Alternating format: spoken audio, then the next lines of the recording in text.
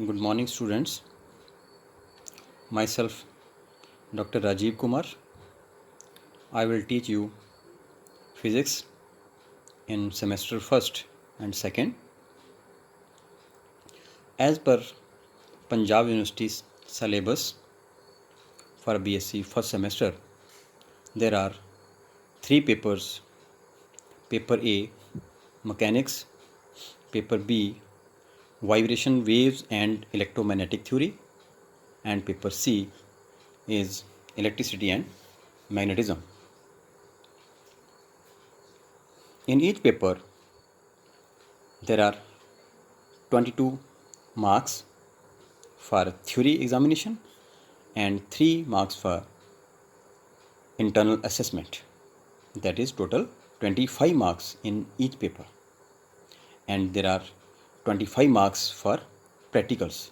So overall 100 marks are there in each subject, that is in physics, chemistry as well as in mathematics in one semester.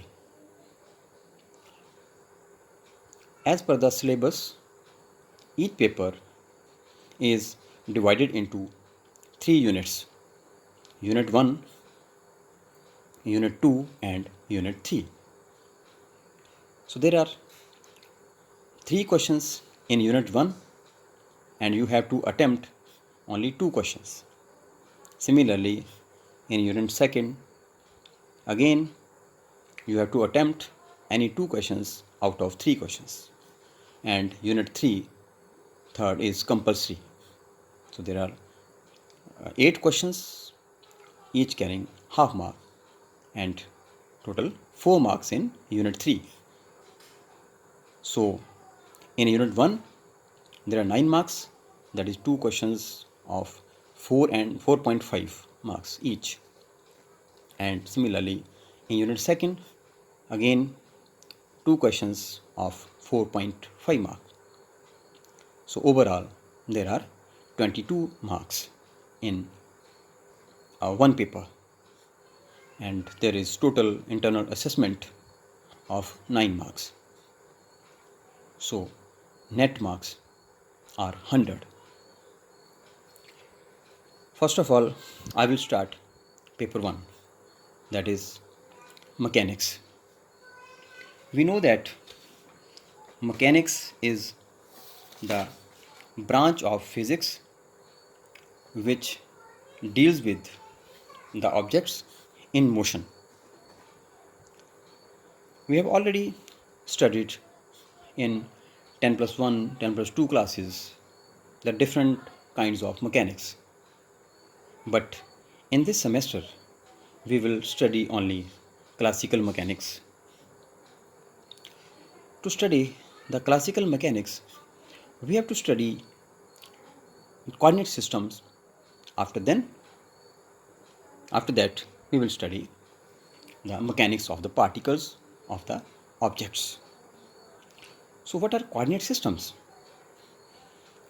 We know that in geometry, in mathematics, there are different types of coordinates. Coordinates means different parameters which locate or describe the position or motion of any object at any time. So we know that there are 3 types of coordinate systems. First one is Cartesian coordinate system, and second one is spherical polar coordinate system, and third one is cylindrical coordinate system. So coordinate system, basically it is a system of 3 mutual perpendicular axes which are meeting at a point called origin. We know that there are 3 axes, that is x-axis, y-axis and z-axis. In first case, that is Cartesian coordinate system, this one x-axis, this is y-axis and this is z-axis, and this is the point, that is P, which is lying at any position at any time. So the coordinates of this point are x, y and z. So we are already familiar with this system in the lower classes. But in the second system, that is spherical polar system, in this system, the three coordinates are r, theta and phi, where r is a radial component and theta phi are angular components. And in third case, that is in cylindrical coordinate system, there are two radial parts and one angular part, that is rho, phi and z, where rho and z are linear or radial components and phi is angular components.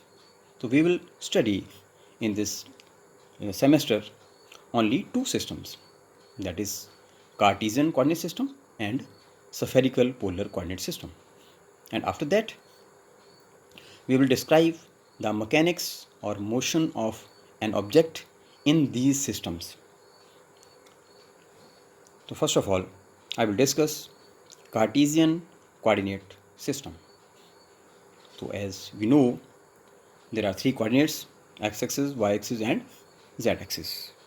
So these are the coordinates. And I cap, j cap, k cap, these are the unit vectors. These are the vectors which represent the direction along x-axis and y-axis and z-axis respectively. So we are already familiar with these unit vectors. These vectors are called unit vectors because the magnitude of these vectors is always 1. It only represents the direction of the particle. We have further divided the Cartesian system in two parts. First one is left-handed system and second one is a right-handed system. So this is left-handed. In this system, the x-axis, y-axis and z-axis are positioned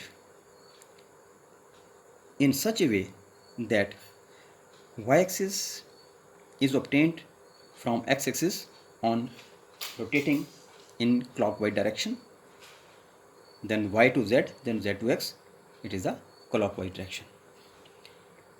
In the reverse order, that is y-axis is obtained from x-axis after rotating it in anti-clockwise direction. So this is a right-handed system and this one is left-handed system. The basic difference between these two systems is that we know that I cap cross j cap is minus k cap, but we have already studied I cap cross j cap is k cap.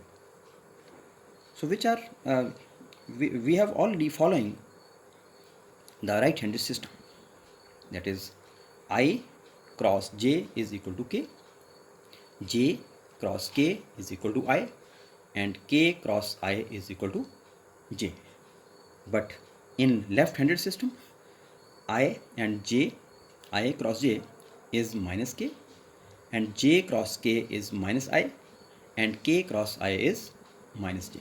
But we will prefer right-handed system in the further studies. So the detail of this Cartesian system will be discussed in the next lecture. So thank you very much.